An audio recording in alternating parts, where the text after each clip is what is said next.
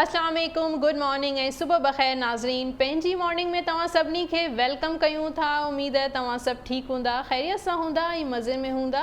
मां आहियां उनसा शाह ऐं मूंसां गॾु आहिनि, छा नालो आहे तव्हांजो? नालो विसरी वियो छा तव्हांखे? सजाद सुहागी। अस्सलाम वालेकुम ऐं वेरी वेरी गुड मॉर्निंग सभिनी खे जेके असांखे ॾिसनि था, उन्हनि सभिनी खे दिलि जी गहराइनि सां भलीकार चऊं था पंहिंजी मॉर्निंग में। ऐं असांखे इंतज़ारु हूंदो आहे त कॾहिं तव्हां सां मुलाक़ात थींदी, ख़ैर आफ़ियत थींदी। ऐं असां वटि इहा ई दुआ हूंदी आहे रोज़ वांगुरु अॼु बि त शाला सुखिया हुजो, ॾुखिया ॾींहं न ॾिसजनि। ऐं अलाह साईं खां इहा बि दुआ घुरिजे त अलाह साईं तूं हक़ऊं बि रख ऐं नाहक़ऊं बि रख। छाकाणि त इंसानु कॾहिं रस्ते ते, कॾहिं नागाहानी आफ़तुनि में, कॾहिं कंहिं लफ़्ज़नि में, कॾहिं जुमिलनि में, कॾहिं वाक्यनि में न हूंदे बि अची वेंदो आहे। सो इन लाइ बहितरु आहे त अलाह साईं खां दुआ हमेशह इहा घुरिजे त अलाह साईं तूं बसि पंहिंजी पनाह में रख। तूं जेॾो बाज़ारो आहीं ओतिरी बाज़ असांजे लाइ बि हुजे। रहमान आहे, रहीम आहे, रहम करण वारो आहे। सो असांजी दुआ आहे त अलाह साईं सभिनी ते रहम करे, बाज़ करे ऐं सभिनी खे ख़ुशि ऐं खुर्रम रखे। तव्हां ठीकु आहियो? उन सां ख़ैर ख़ैर सां मुंहिंजो नालो बिल्कुलु सही आहे, मूंखे नालो यादि आहे। मां चयो आस्ते आस्ते तव्हां जहिड़ी स्पीड में आया पए त मां चयो मतां तव्हां अची वञो ऐं हिन में फॉर्म में अचो ऐं असांजो नालो बि अची वञे, पर नालो रुकिजी वियो। पोइ वरी यादि करिणो पियो त नालो छा आहे। तव्हांखे ख़बर आहे नालो मुंहिंजो सफ़ा नंढिड़ो आहे। अच्छा जी, नालो तव्हांजो नंढिड़ो कोन्हे, तव्हांजा 5-6 नाला आहिनि, हिकिड़ो नालो कोन्हे नालो। मुंहिंजो नालो नंढिड़ो आहे, तव्हांजो नालो बि नंढिड़ो, तव्हांजो नालो वाक़ई नंढिड़ो आहे, तव्हांजो नालो नंढिड़ो आहे। तव्हां पंहिंजे नाले जे मुतालिक़ जॾहिं असां पहिरीं मुलाक़ात थी हुई जॾहिं उनसा सां हिते स्टूडियो में, त मां उनसा खां इहो पुछियो हुयो त तव्हां उनसा, त मां चयो उनसा त चई हिकु उनस हूंदी आहे त उन मां निस्बत आहे उनसा जी, त जेका उनस ऐं ॾाढो सुठो नालो। बहरहाल ऐं ख़ुशि आहियो? बिल्कुलु बिल्कुलु ठीकु आहे। इलाही सारा माण्हू जो आहे न, जॾहिं मां पहिरें दफ़ा नालो पंहिंजो ॿुधाईंदी आहियां उनसा, त कॾहिं अंसा चवंदा आहिनि, कॾहिं हंसा चवंदा आहिनि, ऐं इलाही सारा नाला मुंहिंजा वठंदा आहिनि। पोइ आख़िर जेको आहे 8-10 दफ़ा जॾहिं मां उन्हनि खे सम्झाईंदी आहियां, पोइ उन्हनि जो नालो वात ते चढ़ंदो आहे। या वाक़ई उनसां यानी कि मतिलबु मूंखे ॿुधाइणो पवंदो आहे, यार उन्स सां आहे, उन्स मोहब्बत उनसा। ऐं असां चवंदा आहियूं त हमसा हो तो सामने आहे। हा ॾिसो न, हाणे ॾिसो। पर उन खां पोइ वरी उनसा मत कंदी आहे, उनसा सामने आहे, असां चवंदा आहियूं न, हमसा हो तो सामने आहे। सो बहरहाल इहे नाला आहिनि, नालनि सां असांजूं शख़्सियतूं ॼाणियूं वेंदियूं आहिनि। नालनि जो पंहिंजो असर बि हूंदो आहे, नालनि जो असर थिए थो। इहो तव्हां ॿुधायो हुयो लास्ट टाइम। बिल्कुलु, जॾहिं बि नालो कंहिंजो रखिजे त मतिलबु हुनजो सुठो हुअणु घुरिजे, बग़ैर मतिलब जे नालो बिल्कुलु बि न रखणु घुरिजे।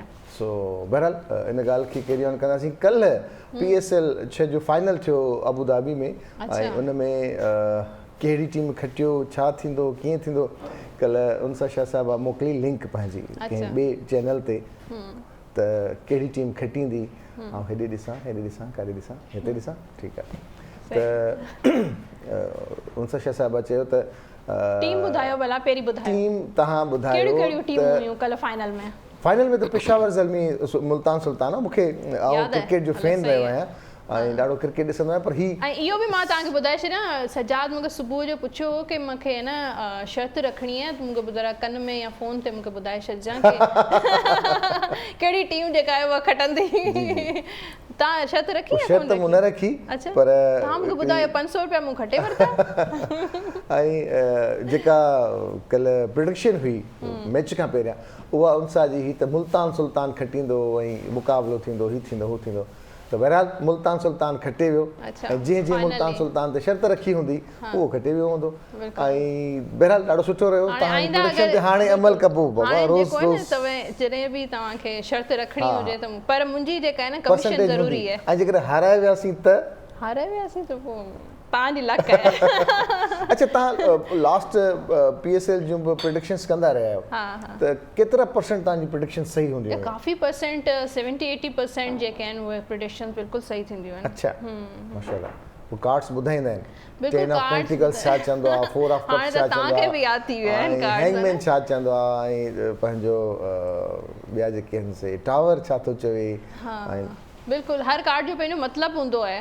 ऐं उनजी मतिलबु ज़ाहिर स्टडी आहे हिकिड़े कार्ड जी पंहिंजी स्टडी आहे कि उनजो मतिलबु छा निकिरी सघे थो उहो तव्हांजो पंहिंजो जेको आहे उहो इंट्यूशन बि हूंदो आहे तव्हांजी पंहिंजी जेका आहे नॉलेज बि हूंदी आहे ऐं जेका तव्हां स्टडी कयो था उन ते बि हूंदो आहे कि हिकिड़े कार्ड में यानी कि टोटल कार्ड 78 कार्ड्स हूंदा आहिनि ऐं 78 कार्ड मां हर कार्ड जो पंहिंजो हिकिड़ो मतिलबु हूंदो आहे ऐं पर्सनली वठो या मां इलेक्शन ट्रांसमिशन बि मूं कई हुई जॾहिं इमरान ख़ान जी जेका हुकूमत गवर्नमेंट आई हुई उहा सॼो सॼी ट्रांसमिशन ख़ासि तौर ते ही जेको क्लास हुयो मतिलबु शहरी बाबू चइजनि या उन्हनि जी सोच चइजे जेका वॉट एवर त उन्हनि जो घणनि जो इहो लाड़ो बि हुयो ऐं दिलि बि चवंदी आहिनि वो प्रोडक्शन बि चवंदी आहिनि बाबा तव्हांजे अॻियां सिर्फ़ु इमरान ख़ान हुयो त हुनखे कंदो बहरहाल हुकूमत अची वई हाणे अलाह करे कमु कनि बिल्कुलु बिल्कुलु आहिस्ते आहिस्ते कमु थींदो ज़ाहिर आहे एतिरे सालनि खां असांजो उन्हनि कमनि सां ॿुधाईंदा हलूं त पेट्रोल जो बहिरान थी वियो आहे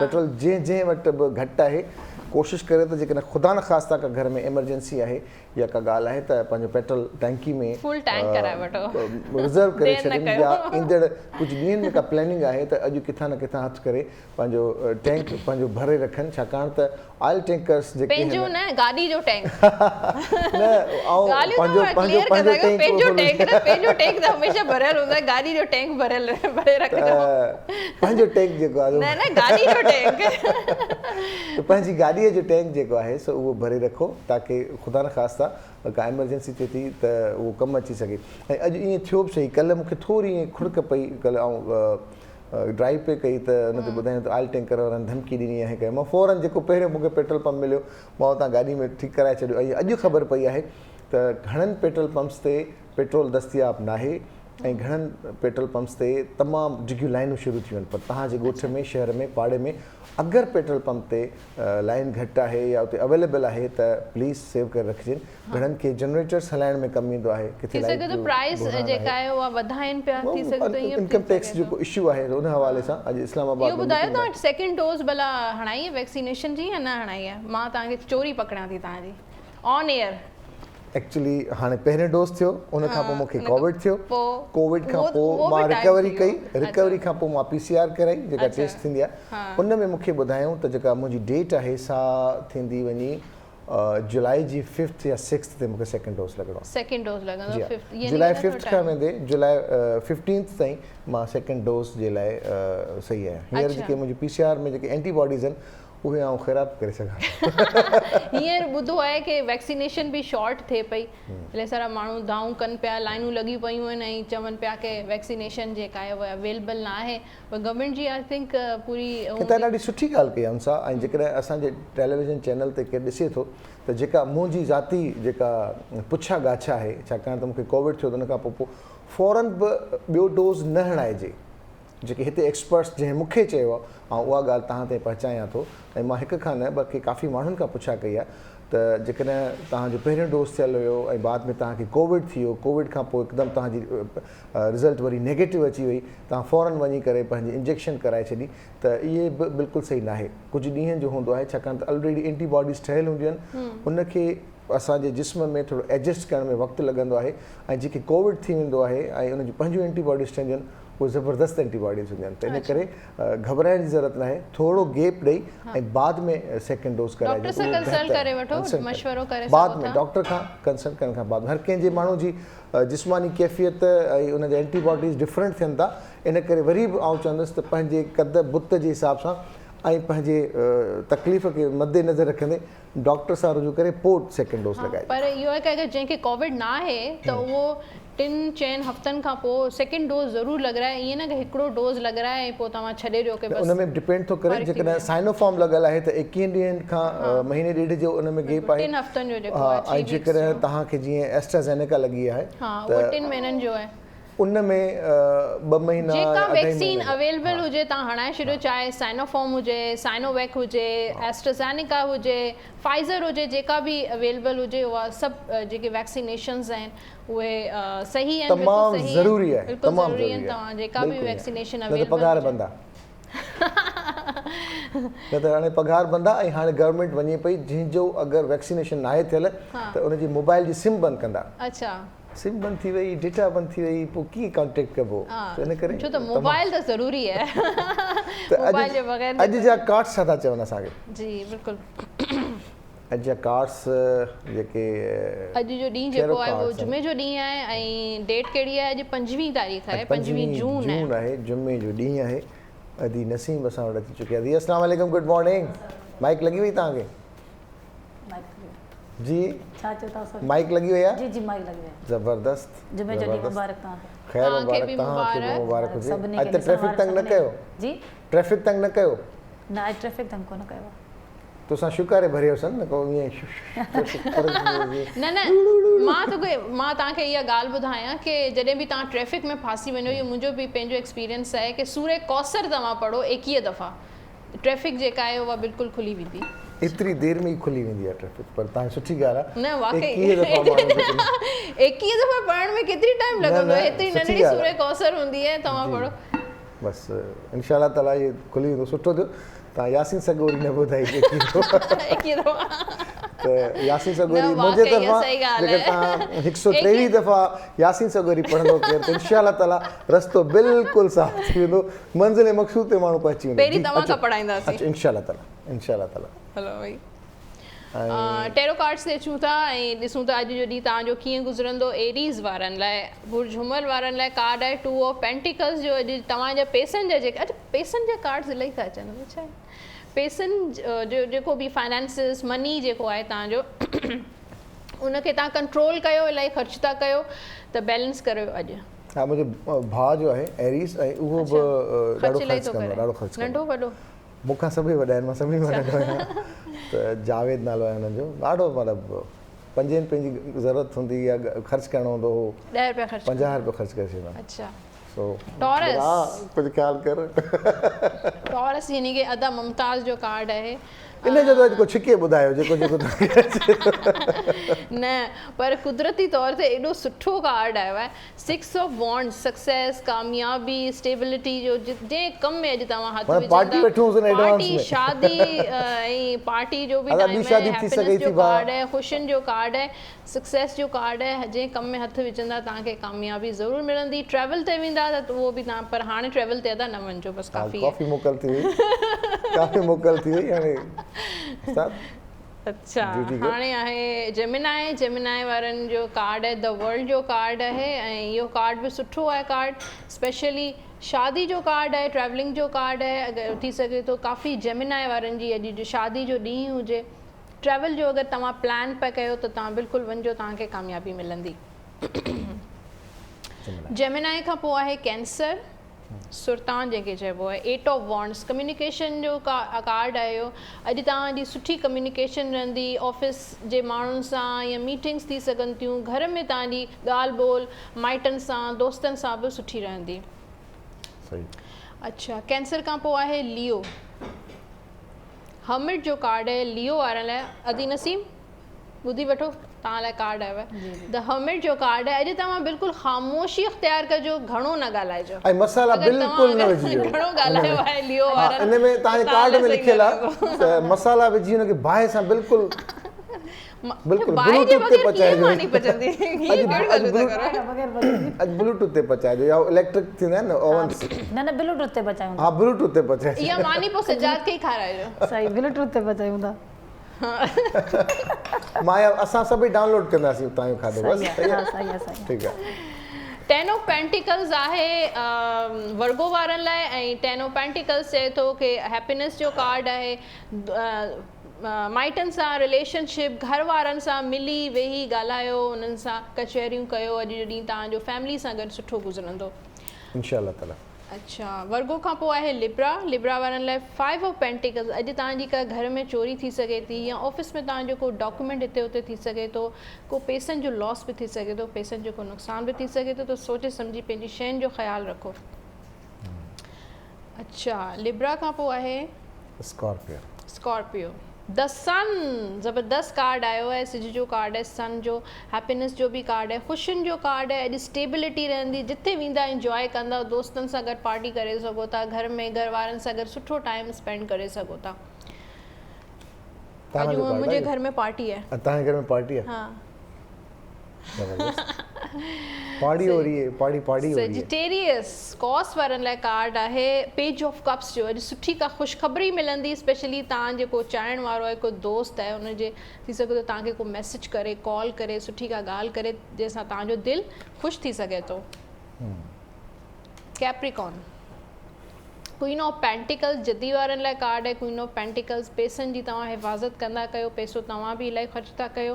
मूंखे लॻे थो अॼु तव्हांखे किथां न किथां पैसो मिलंदो। इहो मुंहिंजो ब्रदर आहे, जेको वॾे में वॾो ब्रदर आहे, उनजो कैप्रिकॉर्न आहे।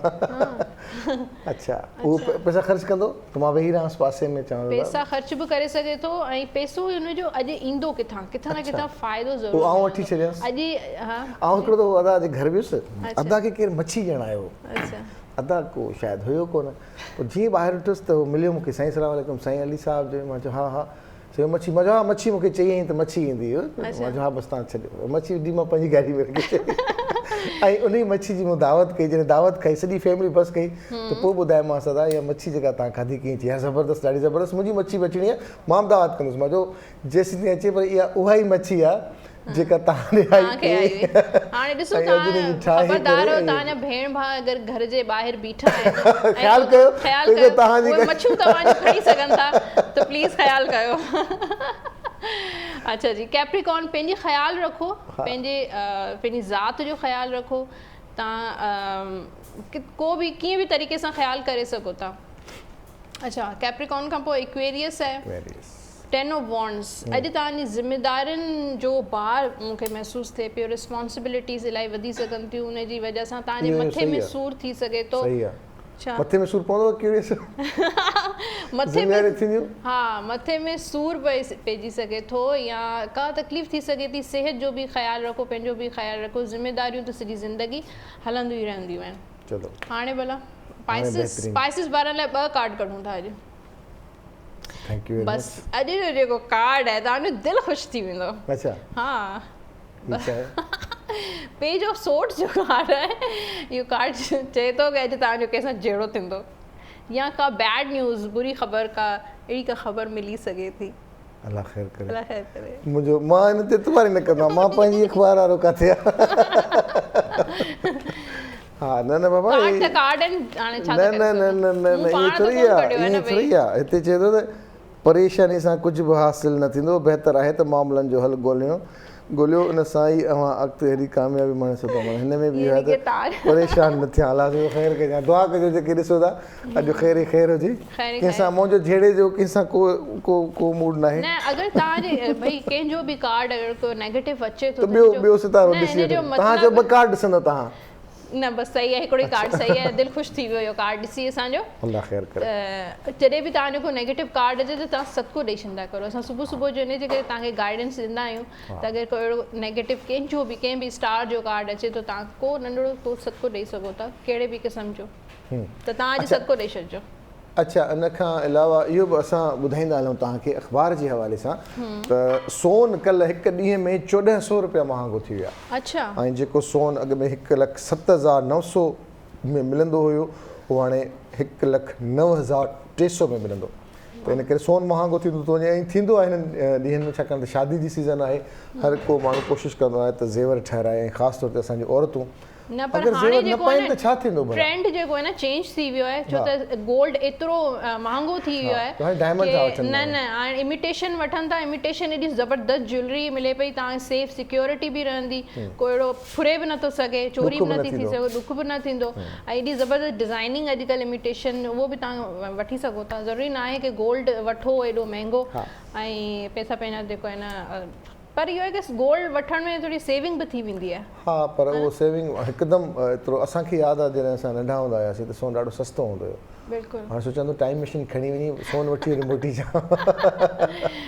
अदी नसीम, हाय हाय। मुंहिंजी नंढी आहे न, उहा बि ईअं चवंदी आहे हाय बाबा। मां चयो हाय बाबा। अॼु अदी नसीम एॾी ज़बरदस्त डिश सभिनी जी रिक्वेस्ट ते ठाहे पई।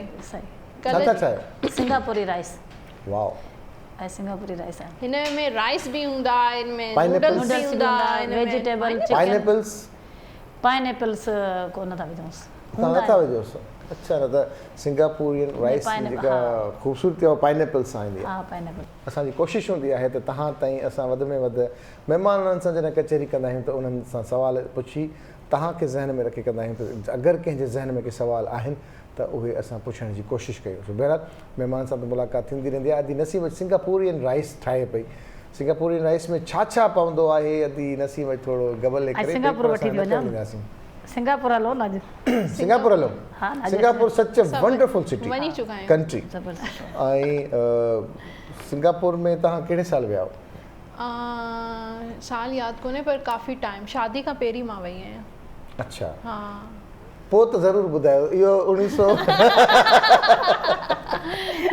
न वाक़ई असां गर्मियुनि जूं छुटियूं जॾहिं थींदियूं आहिनि त उन में असां विया हुआसीं सिंगापुर बि वियासीं ऐं मलेशिया ॿई जेके मुल्क आहिनि गॾु ॾिठा हुआ हा ऐं सिंगापुर मलेशिया में ज़बरदस्त आहे इन जो बॉर्डर आहे जोहर बाहू जंहिंखां तव्हां बाय रोड विया हूंदा बाय रोड कोन वियासीं बायर विया हुआसीं न सिंगापुर खां मलेशिया न बायर वियासीं तव्हां बायर विया पर सिंगापुर खां कोलालमपुर तक़रीबन 4 कलाकनि जी ड्राइव आहे सिर्फ़ु 4 कलाक जी हा ऐं उनजी ख़ूबसूरती इहा आहे त जॾहिं तव्हां बॉर्डर क्रॉस कंदा आहियो सिंगापुर खां मलेशिया जो त उन जेको बॉर्डर एरिया आहे उनजो नालो आहे जोहर बाहू जिथे तव्हांजा सिक्योरिटी क्लीयरेंस थींदी आहे ऐं उन खां पोइ मां इहा शइ तव्हांखे इन करे इम्पोर्टेंट करे ॿुधायां पियो त असांजे शहरनि में त जीअं अचनि पिया अफ़गानिस्तान मां किथां मूंखे यादि आहे त मूंखां पाणी जी बॉटल में का शइ विसरी वई हुई त जीअं ऐं हिकिड़ो मुंहिंजो नंढो वॉलेट टाइप हुयो जंहिंमें पैसा वैसा त रखो न कार्ड्स कुझु हुया त जीअं असां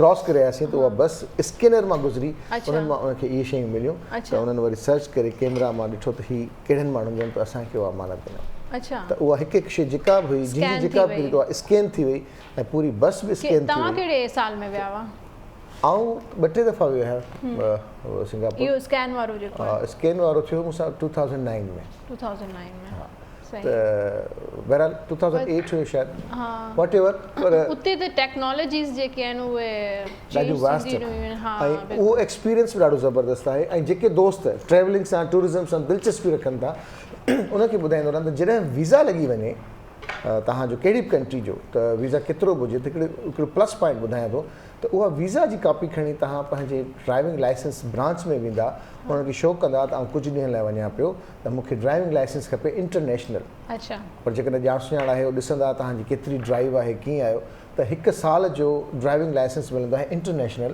जंहिंजी फीस तमामु नॉमिनल आहे मां सम्झां थो सिर्फ़ु 1000 रुपया हाणे पर हुते चवनि था कि ड्राइविंग ईअं न मतिलबु लाइसेंस ईअं न मिलंदो आहे न उते न मिलंदो आहे पर तव्हां हितां जॾहिं इंटरनेशनल लाइसेंस ठहिराए वञो था पंहिंजो तव्हां रेंट कार कयो था छाकाणि त मलेशिया में सिंगापुर में राइट हैंडेड ड्राइव आहे त ईज़ी मतिलबु माण्हू खे ईज़ी थींदो आहे तव्हां उते ड्राइव करे सघो था अॼुकल्ह त ही जेका मोबाइल आहे न GPS तव्हांखे जेका लोकेशन पहुचणो आहे तव्हां जस्ट तव्हां हुन ते क्लिक कयो ऐं हलाए वञो ज़बरदस्त ऐं उहो सस्तो पवंदो आहे जेकॾहिं 4-5 फैमिली मेंबर्स आहिनि नसीम वटि बि असां हलाए वेंदा आहियूं अॼु सिंगापुर घुमाए छॾियो तव्हां सुठो आहे न सिंगापुर सिंगापुर मां कहिड़ा कहिड़ा किस्सा सजाद कढी वरिता सही तव्हांजी रेसिपी ॿुधायो रेसिपी ॿुधायां पहिरियों स्टेप अथसि हिन जो मैरिनेट चिकन मैरिनेट हिन जे बारे में ॿुधायां थी तव्हांखे मैरिनेट जो चिकन 1 किलो आहे बोनलेस हुनमें असां जिंजर गार्लिक जो paste soya sauce chilli sauce vinegar 1 चमचो थूम अदरक जो हिकिड़ो चमचो कुटियल मिर्च कारा मिर्च हिननि खे असां तक़रीबन 30 मिनट रखंदासीं इहो असांजो पहिरियों स्टेप हिन खे पोइ वरी असां हिन जो रोस्टेड थींदो आहे न हुनमें थोरो ऑयल विझी 3-4 चम्मच फ्राई पैन में पोइ हिनखे रोस्टेड कंदासीं माना पचाईंदासीं न घणो रोस्टेड करे पोइ साइड इहो माना रखे छॾींदासीं पोइ असांजो ईंदो चांवरनि जो स्टेप चांवरनि में थूम अदरक जो पेस्ट विझी तेज़ पतो मतिलबु कमाल पट वॾो फोटो नंढा फोटा लौंग इहे विझी हुनमें असां चांवरनि खे पचाईंदासीं ॿ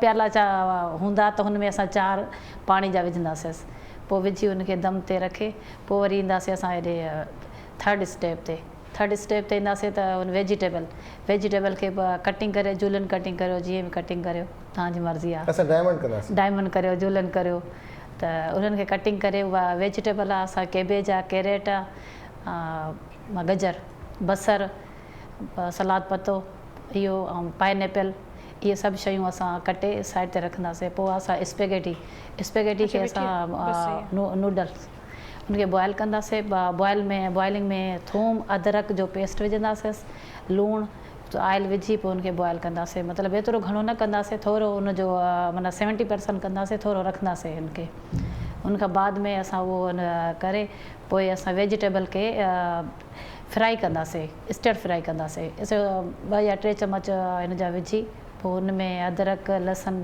जो पेस्ट विझी कारा मिर्च विझी ऐं चिकन पाउडर विझी पोइ हुन में नूडल्स जेके आहिनि उहे मिक्स करे उहे हाणे ईंदो असांजो सॉस असल जेको मेन कोर्स आहे हिन जो सॉस आहे उहा माना ड्रेसिंग कंदासीं हुनजी मायोनीज़ जी प्याली करियो त हुनजो केचप जो अधु प्याली soya sauce chilli sauce vinegar उहो विझी कारा मिर्च लूणु तव्हांजी मर्ज़ी आहे छो जो ऑलरेडी मायोनीज़ में हिननि में शयुनि में लूणु हूंदो आहे तव्हांजी पंहिंजी मर्ज़ी आहे पोइ जेतिरो तव्हां में लूणु विझो पोइ मिक्स करे पोइ असांजे जेके चांवर हूंदा पहिरीं चांवरनि जो लेयर ॾींदासीं पोइ वरी मायोनीज़ उहो जेको असांजो सॉस आहे उहो ॾींदासीं पोइ वेजिटेबल जेका असां ठाही आहे उहा पाइनएप्पल जो इन्हनि जो पोइ ड्रेसिंग करे असां सर्व कंदासीं रेडी थी वई ज़बरदस्त रेडी थी वियो तव्हां ड्रेसिंग कंदा जी असांजे वक़्तु ड्रेसिंग डिस्पेंसर्स कंदा आहिनि ज़बरदस्त चुनी ताईं ड्रेसिंग रेसिपी जी हिकिड़ी अलॻि ड्रेसिंग हूंदी आहे ऐं असां माण्हू पाण ड्रेसिंग कंदा आहियूं अलॻि आहे रेसिपी जी अलॻि हूंदी आहे नसीब तव्हां अॼु सिंगापुर राइस ठाहियो आहे त ऐं तव्हां वरी शेफ बि आहियो तव्हांखे मां ॿी ॻाल्हि ॿुधायां मज़ेदार सिंगापुर में मुख़्तलिफ़ एरियाज़ आहिनि उते हिकु एरिया अहिड़ो जिथे ॾेॾर मथे ईअं चमके पियो न त मां पंहिंजे दोस्त खे चयो मां यार हीउ ॾेॾर पियो थो मथे चमके चिमटा खाए आहे छा त ॾिसूं भला आया ई घुमण आहियूं ॾिसूं त हिते मिले छा थो खाइजे छा थो छा अलॻि ॾेॾर हो छा पाकिस्तान ॿुधो उहो ॾेॾर चमके पियो असां वियासीं त उहा ॾेॾर जी रेस्टोरेंट हुई फ्रॉग रेस्टोरेंट हुन नालो हुयो ऐं उहो सिंगापुरियन में जेका लिखियल हिन जी ॿोली असां वॾा टब ॾिठासीं पाणी जा शीशे में जीअं शीशे में उते वरी मच्छियूं इहे बर्फ़ में ई पाणी में रखंदा आहिनि जेरियूं जेके खपंदी आहे उहो खणंदा आहिनि असां हज़ारनि जी तादाद में ॾेॾर उन में टबनि में पिया हुया ठीकु आहे उहो साइज़ आहे नॉर्मल ॾेॾर वरी थोरा वॾा ॾेॾर वरी सफ़ा वॾा ॾेॾर त उहा रेस्टोरेंट हुई ऐं असांखे त हीअं पियो थिए पर जेके माण्हू अचनि पिया उहे हीअं करे चवनि पिया न फलाणो ॾेॾर पोइ हुनखे पकिड़े करे पोइ हुनजी कढ़ाई उहो फ्राई राइस सां मां ॾाढी कोशिशि कई त ॾेॾर खावां पर ॾेॾर चयो न मां त उते मतिलबु अखियुनि ॾिठो शायदि आहियां त वॾनि टब्स में ॾेॾर जहिड़ा जाॻंदा ॾेॾर ऐं माण्हू उन्हनि खे पिक करे ऐं पोइ हुनजी कटिंग कराए मुख़्तलिफ़ डिशिस में उहो खाइनि पिया सूप मिलंदो आहे ॾेॾर जा ॾेॾर चाइनीज़ हुजनि जैपनीज़ हुजनि इहे सभु इहे जेके क़ौमूं आहिनि इहे सभु खाइनि थियूं हा खाईंदा आहिनि तव्हां जेकॾहिं थाईलैंड वञो न त उते तव्हांजो कमु अहिड़ो आहे हींअर मां सुबुह छा ॿुधायां उते अहिड़ियूं शयूं आहिनि जंहिंजो असां ज़िक्र करण बि मुनासिबु न आहियूं सम्झंदा त उहे उते मुख़्तलिफ़ स्टॉल्स ते पयूं हुजनि फ्राइड ऐं इहे ऐं उतां जा माण्हू ॾाढे शौक़ सां खाईंदा आहिनि पोइ उन में नांग हुजनि किरड़ियूं हुजनि कुआ हुजनि जीत जहिड़ा हुजनि ॾेॾर हुजनि ऐं ख़ासि तौर ते वॾा जेके अॼुकल्ह असां वटि माकड़ वाकड़ कान न इन करे हिननि जो दिमाग़ एतिरो तेज़ हूंदो आहे चाइनीज़ जैपनीज़ जेके हूंदा आहिनि अहिड़े दिमाग़ टेक्नोलॉजी जेका आहे ॾिसो न कीअं फिश हूंदी आहे उन में स्क्वायर फिश हर शइ में केतिरा कंदासीं पीसी में त हुन जे अंदरि कुझु बि न हूंदो हिकिड़ो प्लास्टिक जे तरीक़े सां हुन सॼी बॉडी में एतिरो प्लास्टिक हुयो जॾहिं असांखे स्क्वायर फिश खे असां जॾहिं कटिंग कंदासीं इहा ॾिसो जॾहिं असां उते वियासीं न त असां वाक़ई शुक्र अदा पिया कयूं अलाह साईं जेको असांजे हलाल खाधे में लज़त रखी आहे ऐं एॾी पाकीज़गी रखियल आहे त असां ॾाढा ख़ुशनसीब आहियूं हुन में बि का बहितरी आहे असां लाइ ताकी असांजो खाधो आहे हलाल खाधो जंहिंजे खाइण सां बि सवाबु आहे कुझु शयूं जेके मकरूह थियल आहिनि क़ुर पाक में उन में बि ईअं आहे त उन में तव्हां खाईंदव त तव्हांखे गुनाह नाहे पर उन खां इज्तनाब कयो त बहितर आहे पर जेकॾहिं तव्हां खाईंदो त उनजो सवाबु नाहे पर जेका शइ हलाल आहे उनखे असां हलाल तरीक़े सां खाऊं था त इहो बि सवाबु उन में बि बीमारियूं आहिनि न अहिड़नि शयुनि में बीमारियूं आहिनि ही कोरोना किथां आयो जेको ॿुधाइनि था त ईअं उन जेको कयो आहे चाइना में कुझु अहिड़नि माण्हुनि कुझु अहिड़ी शयूं खाधियूं पोइ वरी सो बहरहाल एक्सपोजर आहे एक्सपोजर ॾाढो डिफरेंट आहे ऐं अॼुकल्ह त वेकेशन्स आहिनि माण्हू फैमिली सां ॿाहिरि वञनि था मुख़्तलिफ़ इलाइक़नि में वञनि था त उतां जा खाधा ज़रूरु ट्राए कनि असां वारा अॼुकल्ह अॼुकल्ह लोकल पाकिस्तानी टूर कयो, आल पाकिस्तान टूर ते वञो, ॿाहिरि वञे ज़रूरत ॿाहिरि न त आहे। बिल्कुलु बि न वञो, कोरोना ऐं कोविड जी वजह सां। बल्कि पाकिस्तान में एॾियूं एॾो ज़बरदस्त मुल्क सुहिणियूं असांजो। जायूं आहिनि, हुंज़ा आहे, स्कर्दू आहे, सवात, कालाम, मरी, एॾियूं सुहिणियूं जायूं आहिनि, पाण खे ॿाहिरि वञण जी ज़रूरत ई न आहे। तव्हां विया हुआ नॉर्दर्न एरियाज़ में? मां बिल्कुलु वई आहियां, पर हुंज़ा न वई आहियां, स्कर्दू न, पर सवात, कालाम, कागान, कश्मीर, एबटाबाद, नथिया गली, इहे सारा पासा जेके आहिनि उहे ॾिठा आहिनि ऐं इलाही सुहिणा आहिनि। एॾियूं मतिलबु स्विट्ज़रलैंड वञण जी ज़रूरत न आहे। चवनि था की जेको हुस्न आहे, ख़ूबसूरती आहे, उहा हिते जेका नॉर्दर्न एरियाज़ में आहे। जेके नवा वेंचर्स खोलिया आहिनि, हुंज़ा आहे, खुंजराब आहे, खुंजराब ते माण्हू बॉर्डर ते वञे, चाइना बॉर्डर। हिकिड़ो जेको लेक आहे उहो अॼुकल्ह इलाही जेको आहे माण्हू वञनि पिया, अटाबाद लेक, अताबाद लेक, उनजे आसपास में रिज़ॉर्ट्स बि ॾाढा रिज़ॉर्ट्स खुली विया आहिनि जंहिंमें बहितरीन फैसिलिटीज़ आहिनि, उहे घुमनि। गोरख ते हलिया वञनि, ऐं गोरख खे छो असां पोइ हिते कयूं? गोरख ॾाढो ज़बरदस्त आहे, सिंध जे अंदरि जी सपोर्ट ज़रूरी आहे ताकी ऐं रोड रस्ता बि ठीकु आहिनि, सिक्योरिटी जा मामला ठीकु आहिनि, छाकाणि त दादू सां तालुक़ु रखां थो, इन करे असां हमेशह फ़ख़्रे अंदाज़ सां मेज़बानी करणु चाहींदा आहियूं ऐं ॿुधाईंदा आहियूं त गोरख ते ज़बरदस्त को परे न आहे। ऐं तव्हांखे रूट ॿुधायां, जेकॾहिं तव्हां लाड़काणे शिकारपुर हितां अचो था, जेकॾहिं तव्हां नवाबशाह, सांगड़, मीरपुर ख़ास किथां बि अचो था, हैदराबाद मां अचो था, कराची मां अचो था, दादू जी सेंटर पॉइंट जेका दादू में उतां आहे, दादू में जीअं पहुचंदा, दादू खां जोही आहे तक़रीबन 16 किलोमीटर आहे, 16-17 किलोमीटर जोही खां आहे वाही पांधी जो रस्तो। वाही पांधी में स्टॉप ओवर कयो, गाॾी आहे या कार आहे, उते तव्हां स्टॉप कयो, बिल्कुलु सिक्योर हूंदी, उनखे केरु कोन छेड़ींदो। उतां पोइ तव्हां प्राइवेट या त पंहिंजी वॾी 4 व्हील ड्राइव गाॾी हुजे त वधीक ज़बरदस्त आहे, पोइ तव्हां मथे वञी सघो था। जेकॾहिं कार आहे त कार खे उते स्टॉप करे ऐं पोइ तव्हांजे 2 कलाक पर 1.5-2 कलाक आहे, एतिरो आहे।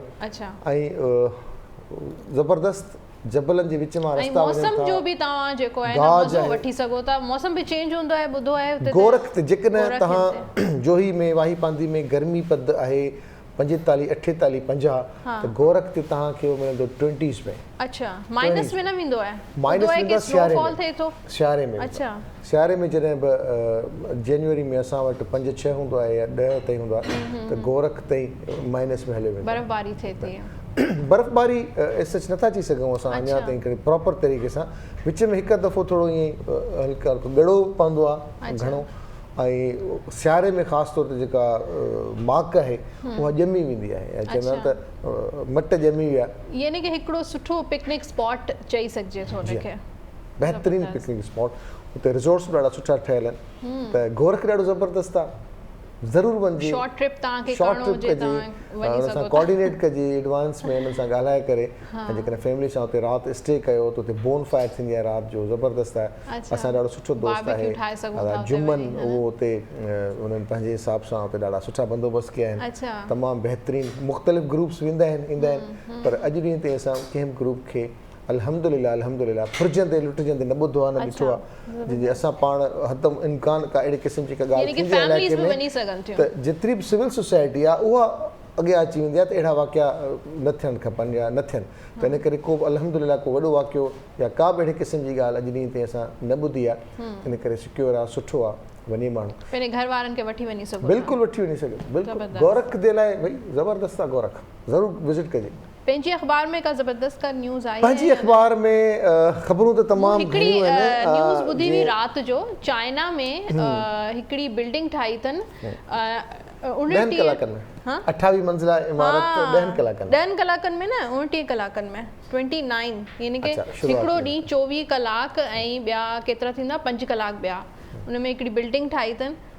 ऐं उन में तव्हां डिटेल छा आहे ॿुधायो? पर डिटेल इहा आहे त उन जा जेतिरा बि पार्ट्स हुया बिल्डिंग जा, ऑलरेडी जस्ट जीअं असां वटि ॿार के लेगो गेम्स खेॾंदा आहिनि या के पज़ल्स गेम खेॾंदा आहिनि या का अहिड़े क़िस्म जे जेके हार्ड स्टफ सां खेॾंदा आहिनि, त मुख़्तलिफ़ या ब्लॉक सां खेॾंदा आहिनि, त जीअं हू ठाहींदा आहिनि पंहिंजा बिल्डिंग्स ठाहींदा आहिनि, तीअं उन्हनि सॼो कमु करे छॾियो ऑलरेडी।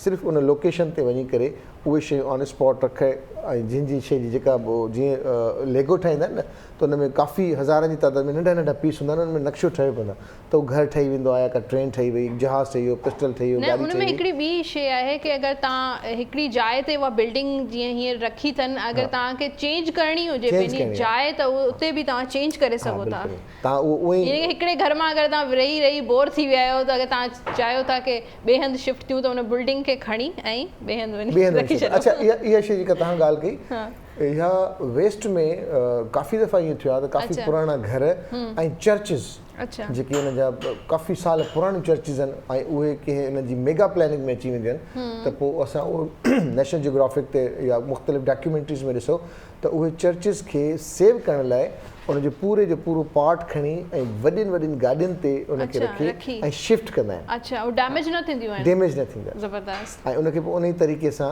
कंहिं ॿिए जाइ ते शिफ्ट कंदा आहिनि ताकी उन जेका पुराणी जेका निस्बत आहे सालनि जी उहा बि क़ाइमु रहे ऐं उहो उनखे मूव करे ॿियनि शहरनि ॾे या ॿिनि पहाड़नि ॾे या ॿी जाइ ते वरी एज़ इट इज़ उहा उते रखंदा आहिनि ऐं इहे काफ़ी यूट्यूब भरियो पियो आहे सोशल मीडिया ते काफ़ी शयूं आहिनि त इहे शयूं ॾिसजनि असां त चैनल ते ॾिठो या डॉक्यूमेंट्रीज़ क्लिक कंदा त अहिड़ियूं शयूं नज़र अचनि थियूं बिल्कुलु ईअं ई आहे मुख़्तलिफ़ सॼी दुनिया जे हर कोने में कुझु न कुझु थिए पियो दुनिया आहे ऐं दुनिया हले पई दुनिया छा पई करे असां हमेशह पंहिंजे प्रोग्राम जे तवसत सां चवण जी कोशिशि कंदा आहियूं त असांखे ॼाण त खपे ऐं पोइ अमली क़दम कीअं थींदो त या त VC रखिजे या VC में वठी या ओधर वठी करे सची थो ॿुधायां मां कंहिंखां पैसा ओधर ते वठी करे ऐं इहे चइजनि त यार मूंखे पैसा आहे मूंखे फ़िलहालु हेतिरा पैसा ॾे मां तोखे हेतिरे अरसे में मोटाए ॾींदुसि ऐं ओधर ते वठी बैग खणी निकिरी वञे घुमण लाइ बिल्कुलु अच्छा ट्रैवलिंग सां नॉलेज एक्सपोजर बि वधे थो बिल्कुलु मुख़्तलिफ़ मुल्कनि में वञिजे थो उन्हनि जो कल्चर ॾिसिजे थो उन्हनि जो खाधो पीतो हर शइ उन्हनि जे माण्हुनि सां इंटरेक्शन थिए थो त हिकिड़ो माइंड त फ्रेश थिए थो पर नॉलेज तव्हांजी एक्सपोजर वधे थो आहे बिल्कुलु ईअं 200% तव्हां सही ॻाल्हि कई त जॾहिं बि माण्हू घर खां ॿाहिरि निकिरे थो की ॿिए ॻोठ में वञे थो ॿिए शहर में अक्सर ॾिसंदा न ॿार वेंदा आहिनि अॼु असां नानाणनि में था वञूं ॾाॾाणनि में था वञूं उन्हनि जे ॻोठनि में त उतां जूं शयूं उतां जा वण उतां जा अंब उतां जा ॿेर फलियूं ऐं कंहिं इलाइक़े में तव्हां वञो त रुॻो कमंद मिलंदो तव्हांखे सारियूं मिलंदियूं या मुख़्तलिफ़ रस्तनि ते असां ॻोठ वेंदा आहियूं त केलनि जा केॾा सारा हूंदा आहिनि केला लॻा पिया हूंदा आहिनि तव्हां वटि इन पासे इहे या असांजे ख़ैरपुर में वञो त एतिरियूं ज़बरदस्त खजियूं आहिनि लखनि जे तादाद में खजियूं आहिनि ख़ैरपुर में ख़ैरपुर शक्कर अदा हमेशह अदा मुमताज़ वाइदो करे वेंदा त मां वापसी ते खजी खणी ईंदुसि अच्छा मूं आहे न मोइंजो दड़ो न ॾिठो आहे ऐं मूंखे जेको आहे न इलाही शौक़ु आहे मोइंजो दड़ो ॾिसण जो अलाए कीअं आहे छा आहे मुहन जो दड़ो हा तव्हां ॾिठो आहे हा काफ़ी दफ़ा ॾिठो आहे अच्छा ऐं इहे जेके हिस्टोरिकल प्लेसिस आहिनि न इहे पंहिंजे ॿारनि खे ज़रूरु ॾेखारिजनि वठी वञिजे नंढी एज खां वठी हुनजा कॉन्सेप्ट्स क्लियर कजनि ताकी सुभाणे जॾहिं बि अचनि त उन्हनि खे पंहिंजे वालिदीन तरफ़ां ॿुधायल उस्तादनि तरफ़ां ॿुधायल जेके शयूं आहिनि उहे ॻच अरसे ताईं यादि रहनि थियूं घणे अरसे ताईं त इन करे इहे हिस्टोरिकल प्लेसिस ॾेखारिजनि कोट ॾिजी आहे ज़बरदस्त आहे रनी कोट जेके चवंदा आहिनि रनी कोट अच्छा ही तव्हां जेकॾहिं सन में आहियो त एग्ज़ैक्टली सन जे साम्हूं रस्तो निकिरे थो ऐं उहो तक़रीबन अप्रॉक्स कोई 22-24 किलोमीटर आहे मेन रोड खां रनी कोट ऐं उहो बि ॾिसण वटि आहे छा हुन में बसि कोट आहे पर अॼु ॾींहं ताईं अक्सर मुंहिंजो कल्चर डिपार्टमेंट वारनि सां इन ते ई बहस थींदो आहे जॾहिं बि ईंदा आहिनि असां चवंदा आहियूं त असां वटि 2-3 शयूं अहिड़ियूं आहिनि जेके अञा ताईं मुबहम आहिनि हुन में रनी कोट जी हिस्ट्री बि नथी मिले अॼु असांखे त केतिरा साल पुराणो आहे कंहिं ठाहियो कीअं ठहियो त अॼु ॾींहं ताईं उहो सिर्फ़ु हवाला ॾींदा आहिनि पर अथेंटिक शइ अञा ताईं न ॿुधाईंदा आहिनि ऐं ॿियो जेका मुंहं जे दड़े मां ॿोली निकिती उहा छा ई उनखे डीकोड करण जी ज़रूरत आहे उहा बनाए थी पर बहरहाल सो उन्हनि ते वधीक ॻाल्हाईंदासीं अदा मेहताब असांखे जॉइन कजो मेहताब भाउ भली कार ख़ुशि आहियो गुड मॉर्निंग थैंक यू ठीकु आहे हैप्पी आहियो हैप्पी ऐं तव्हां सिंगापुरियन राइस सिखंदा अॼु मां अचण सां ॾिसां पियो त छा आहे मेन्यू अॼु तव्हांजी रेसिपी असां तव्हांखां बाक़ाइदे पुछंदासीं त रेसिपी कीअं तव्हां गौर सां ॿुधिजो अॼु नसीब जूं ॻाल्हियूं ऐं असांजा 2 मुअज़िज़ महिमान बि असां सां गॾु मौजूदु आहिनि ऐं महिमान सां असां ॻाल्हि कंदासीं काउंसलिंग छा थींदो आहे असां जॾहिं नंढा हुआसीं त का ख़बर न हुई बाबा जे कंहिं दोस्त ॿुधाए छॾियो त बाबा पुट खे छा पियो कराई ख़बर न आहे चलो वॾो थिए त पोइ हुनखे हीअ फील्ड आहे हीअ फील्ड आहे असां वटि 2-3 फील्ड्स हुयूं डॉक्टर थिए इंजीनियर थिए जेकॾहिं इन मां अगरि असां फ्लॉप थी वियासीं न थी सघियासीं त पोइ का अहिड़ी यूनिवर्सिटी जेके ॿिया डिपार्टमेंट्स आहिनि पोइ तव्हां लिटरेचर में कयो या आर्ट्स में कयो या चित्रकार थिए माण्हू या कुझु बि थिए, पर बहरहाल हाणे ऑप्शन्स घणा आहिनि, हाणे दुनिया अपडेटेड आहे,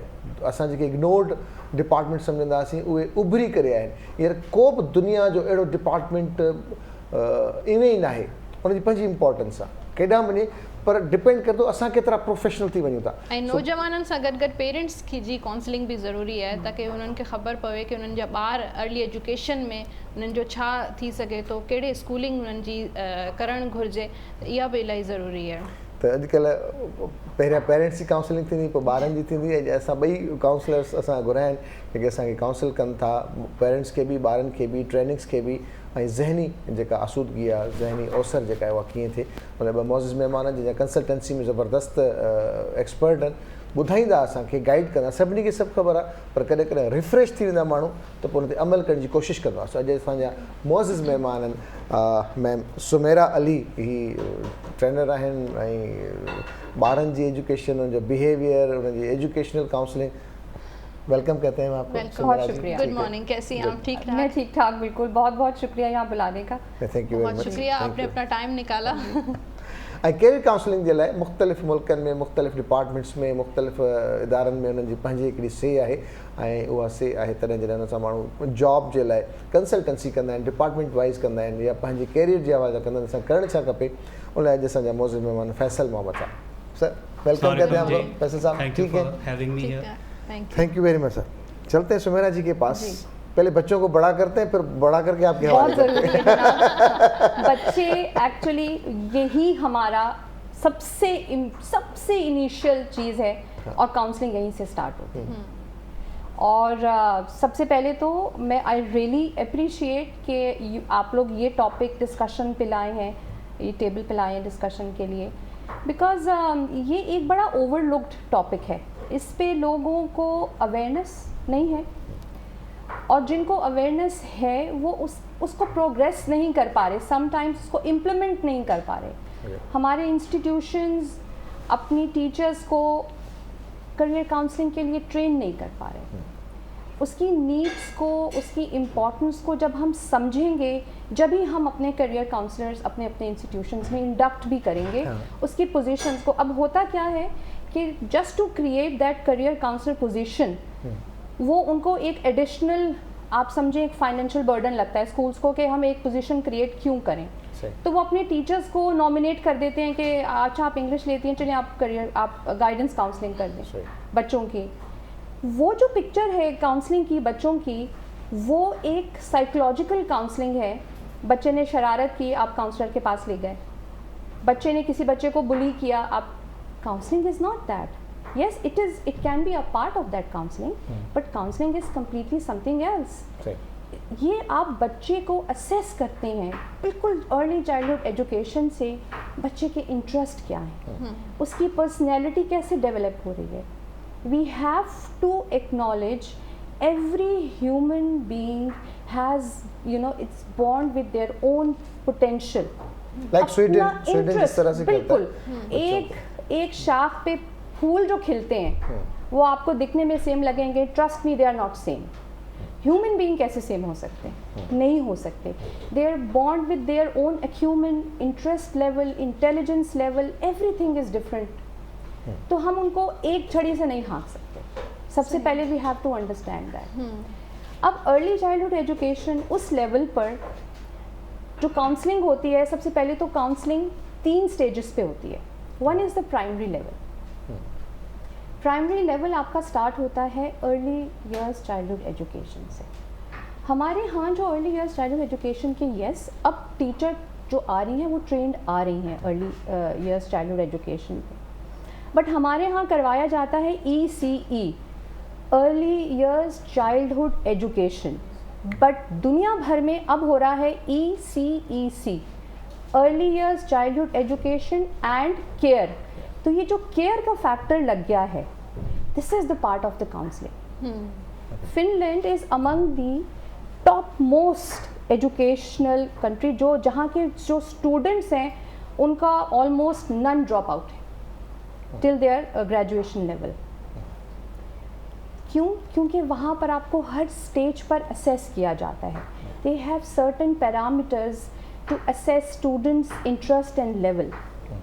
اچھا ہمارے یہاں کیا ہوتا ہے جب ہم کریئر آپٹ کرنے جاتے ہیں, ہم ڈفرینٹ ایجنسیز, جیسے مسٹر فیصل ہے, ہی مسٹ بی نوئنگ, جب ان کے پاس پیرنٹس آتے ہوں گے میرا بچہ یہ کرنا چاہتا ہے, اب جب یہ دیکھیں گے پتہ چلا جو ان کا پاتھ تھا, جو کریئر اور جو ان کا پورا پاتھ تھا وہ تو تھا ہی ڈفرینٹ. ایجوکیشن ایک بالکل ڈفرینٹ فیلڈ میں ڈفرینٹ ہے, وہ چاہ کیا رہے ہیں اور رہے کہاں, کیا کیا. اس کو مزید آگے لے جائیں گے, کال لے لیتے ہیں. جی السلام علیکم, کیئر پہ گل ہے.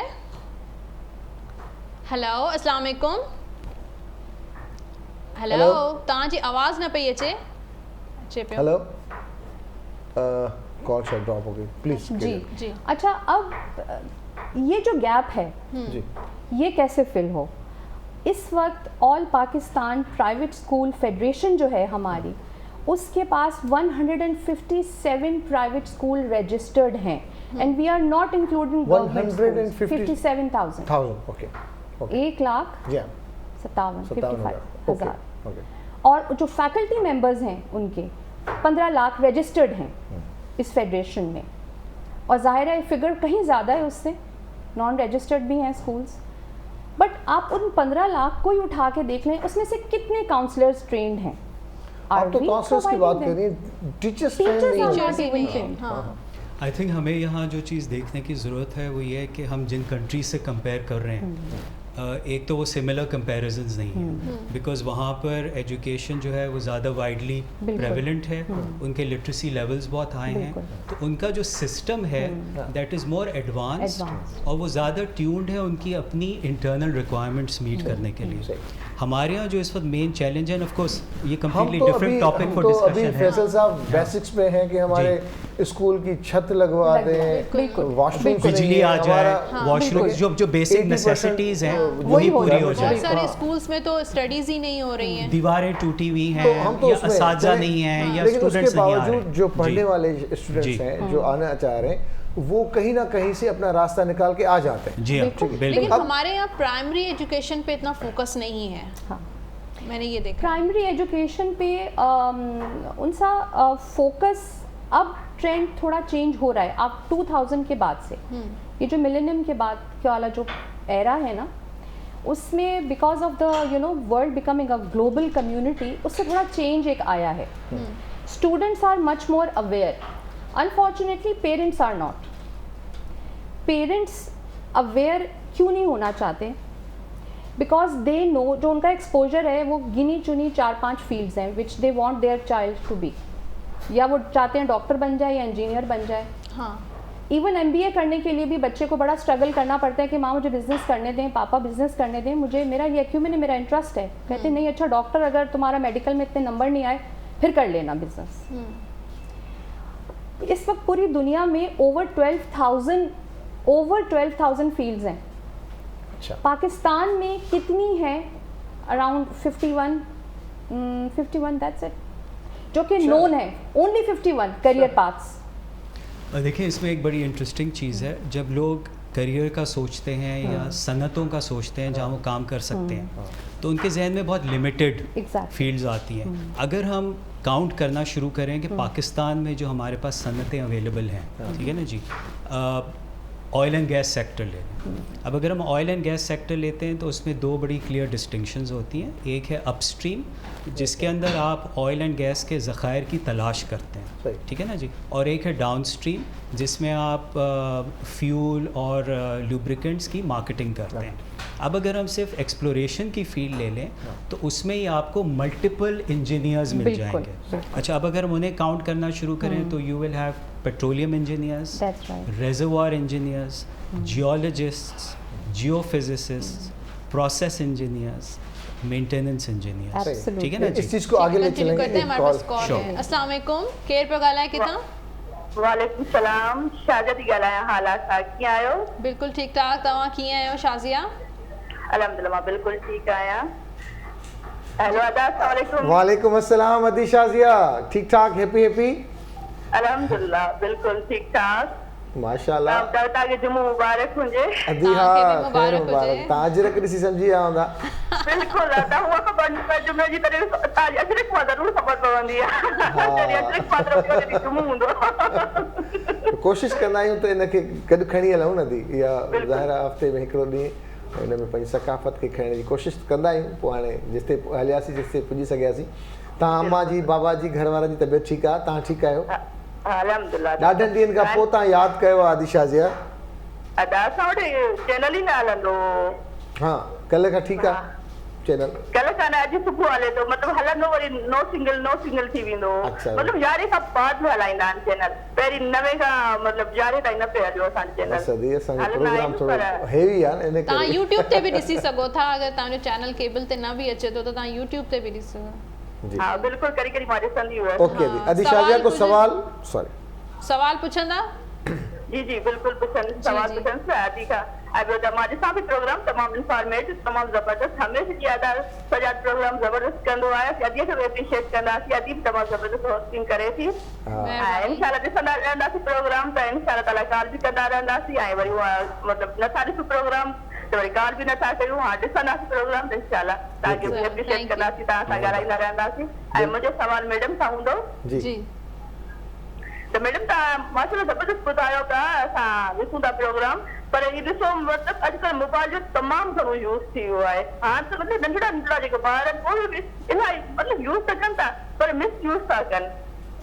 तव्हां मतिलबु उन्हनि खे छा मशवरो ॾींदा? मतिलबु जेके पेरेंट्स आहिनि जेके मतिलबु चेक एंड बैलेंस नथा कनि। वालिदैन बसि पंहिंजी जिन छॾण लाइ उन्हनि खे मोबाइल ॾेई था छॾीनि। उनखे मतिलबु एडवाइस के मशवरा ॾियो या मतिलबु थोरो संभालीनि पंहिंजे ॿारनि खे। हाणे दादा किथे किथे इहो ई हाल आहे। बसि अदी शाज़िया इहो त क़ौमी मसइलो थी वियो आहे। मोबाइल जी ॻाल्हि थी कयां असांजो नंढड़ो बि बसि मोबाइल जो मसइलो आहे। ॾाढो सुठो सवाल आहे तव्हांजो। ऐं अदा मुंहिंजी अम्मी तव्हांखे खोड़ सारा सलाम पई चवे। पेरनि ते खोड़ दुआऊं। पेरनि ते हथ मुंहिंजा पेरनि ते हथ। वॾी महिरबानी दी शाज़िया। वॾी महिरबानी तव्हांजी सभिनी। आपसे सवाल किया है। जी बिल्कुल अदी मुझे ये बिल्कुल उनसा ने ठीक कहा ये कौमी मसला है। बट देखिए मैं समझती हूँ हर चीज़ का ना एक पॉजिटिव पहलू ज़रूर देखना चाहिए। एक रोशन पहलू देखना चाहिए। अभी हम थोड़ी देर पहले यही बात कर रहे थे कि ये जो हमारी जनरेशन है ये जो बच्चे बड़े हो रहे हैं हमारे सामने दे are not born for this era. जब ये अपनी प्रोफेशनल लाइफ में जाएंगे उस वक्त दुनिया एक बिल्कुल डिफरेंट दुनिया होगी। आर्टिफिशियल इंटेलिजेंस पूरी दुनिया को टेक ओवर कर चुका होगा। Mobile is just a window. एक आप समझ लें एक उनका एक वे आउट है उस दुनिया तक पहुंचने के लिए। मोबाइल वो यूज़ करेगा, आप उसको मोबाइल यूज़ करने से बिल्कुल मत रोकें। ये उसकी नीड है अभी की। जैसे बिल्कुल आप उसको ऐसे समझें जैसे हमारे ज़माने में हम गली मोहल्लों में खेलते थे वो हमारी नीड थी उस ज़माने के हिसाब से। But now we can not permit our children के वो गली मोहल्लों में खेलें। बहुत सारे रीजंस हैं उसके। अभी ये उसकी नीड है क्योंकि उसको अपने दोस्तों के साथ भी कंपेयर करना है। वो दुनिया में देखता है फ़लाँ के पास ये है फ़लाँ के पास। हाँ बट आप उसको स्ट्रीमलाइन कर सकते हैं। आप उसको टाइम अलॉट कर दें। प्लस अगर वो आप ज़रूर ऑब्ज़र्व करें अपने बच्चे को कि वो कौन सी वीडियोस देख रहा है। फॉर एग्ज़ाम्पल मेरा बच्चा है, मैंने उसको देखा है वो he is too much into animation. मैं यहाँ काउंसलिंग को भी ले आऊँगी। As a parent you are the best counsellor of your child. आप देखें उसका इंटरेस्ट लेवल क्या बन रहा है। आपको पता चलेगा वो किस तरह के गेम्स देख रहा है, उसका इंटरेस्ट क्या है, ताकि आप फ्यूचर में उसको उसके करियर पाथ के लिए बेहतर गाइड कर सकें। पहले तो बच्चे हमारे पबजी देखते थे तो नहीं बिल्कुल गलत सुनने तो वो पहले गोली मार देते थे। उसके बाद जब उन्होंने अर्तुगरुल देखा तो कभी हमारी गर्दनें गायब थी कभी।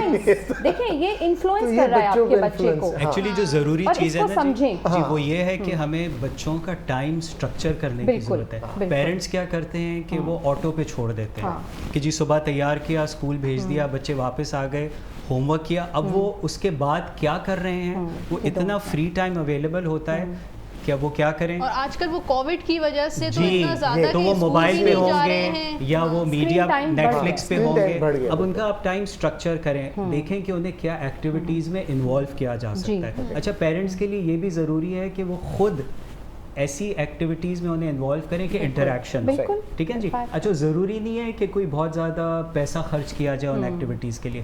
آپ ان کے ساتھ مل کے گیمز کھیل سکتے ہیں, آپ ان کے ساتھ مل کے واک پہ جا سکتے ہیں, سائیکلنگ کر سکتے ہیں. اگر بچہ کہتا ہے جی واک تو بڑی بورنگ ایکٹیویٹی ہے, تو آپ کسی ایسی جگہ پہ جائیں جہاں واک کے ساتھ آپ اور چیزیں شامل کریں. اگر آپ پارک جا سکتے ہیں تو آپ نیچر کو ڈسکس کریں, آپ بیچ پہ چلے جائیں وہاں پر واک کریں, آپ انوائرمنٹ, فریش ایئر کی, اچھی ہیلتھ کی امپورٹنس کو ڈسکس کریں, بیکاز اچھی ہیلتھ ہوگی تو اچھا مائنڈ ہوگا. اچھا ہمارے یہاں ایز آئی سیڈ کہ ہم بچوں کو بس چھوڑ دیتے ہیں, اب وہ کس سے مل رہے ہیں, کیا کر رہے ہیں, بس بزی نظر آ رہے ہیں. پیرنٹس کو اسٹرکچر کرنا چاہیے ان کی ایکٹیویٹی. اچھا ہوتا یہ کہ جب وہ انہیں ایکٹیویٹیز میں انوالو کریں گے تو آپ کو نظر آئے گا کہ ان کا انٹرسٹ کس چیز میں نکل کر آ رہا ہے.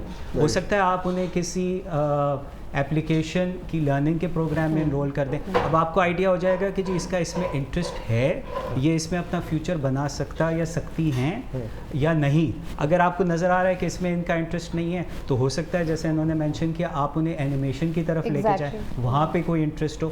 سب سے آسان چیز جو ہے وہ یہ ہے کہ انہیں کتابیں لے کر دے دیں. جو بچہ ریڈنگ کی ہیبٹ ڈیولپ کر لیتا ہے نا جی, اسے پھر کسی کی ضرورت نہیں ہوتی. ریڈنگ سے آپ اتنی ڈفرینٹ دنیاؤں میں چلے جاتے ہیں اور وہ آپ کی امیجنیشن کو ڈیولپ کرنے میں ہیلپ کرتا ہے. اب جب تک آپ کی امیجنیشن ڈیولپ نہیں ہوگی آپ کی سوچ بہت ہی محدود اور ریسٹرکٹیڈ رہے گی. اور اگر آپ کا بچہ صرف موبائل پر ہے تو وہ جو موبائل پر دیکھ رہا ہے وہ اس کو ایکسیپٹ کر لے گا کہ جی یہ چونکہ موبائل پہ آ رہا ہے تو یہ صحیح چیز ہے. ایسا ہونا نہیں چاہیے. تو پیرنٹس کو بچوں کے موبائل انوالومنٹ میں بھی ایک حصہ لینا چاہیے. اچھا اب ہم اگر بچوں سے تھوڑا بڑوں پہ آ جاتے ہیں آپ کے ساتھ. ابھی میم سمیرہ علی کے ساتھ تو ہم جائیں گے, ابھی بچوں کو کافی ٹریننگس رہتی ہیں, ذرا اسپیڈلی ان کو بڑا اسپیڈ پہ تھوڑا بڑا. اچھا کیریئر کاؤنسلنگ میں سب سے زیادہ ڈپینڈ کرتا ہے مزاج پہ. جی ہاں. اور باس کے موڈ پہ. آپ کا موڈ کیسا بھی ہو چل جاتا ہے, لیکن باس کا موڈ خراب ہو تو آپ نہیں چل سکتے. کس طرح سے مینیج کیا جائے, خود کو کتنا پروفیشنل کیا جائے؟ اچھا اب ہم یہ اور سٹیپس آگے چلے گئے, ٹھیک ہے نا جی. کسی بھی کریئر میں جانے کے لیے بہت ضروری ہے کہ وہ جو بھی صاحب یا صاحبہ ہیں وہ اپنی پرسنالٹی کو ایک اینالائز کریں. اچھا لوگ جو ہیں یہاں پہ سیلف انالیسز نہیں کرتے, وہ بس جو چیز نظر آئی یا فیشنیبل لگی یا دوست کر رہے ہیں تو اس میں چل پڑتے ہیں. اب اگر آپ کی آؤٹ گوئنگ پرسنالٹی ہے, ٹھیک ہے نا جی, تو جو پروفیشنز ہیں جس میں پیپل ڈیلنگ انوالوڈ ہے, مختلف قسم کے لوگوں سے ملنا ہے, تو آپ بہت اچھا کر سکتے ہیں.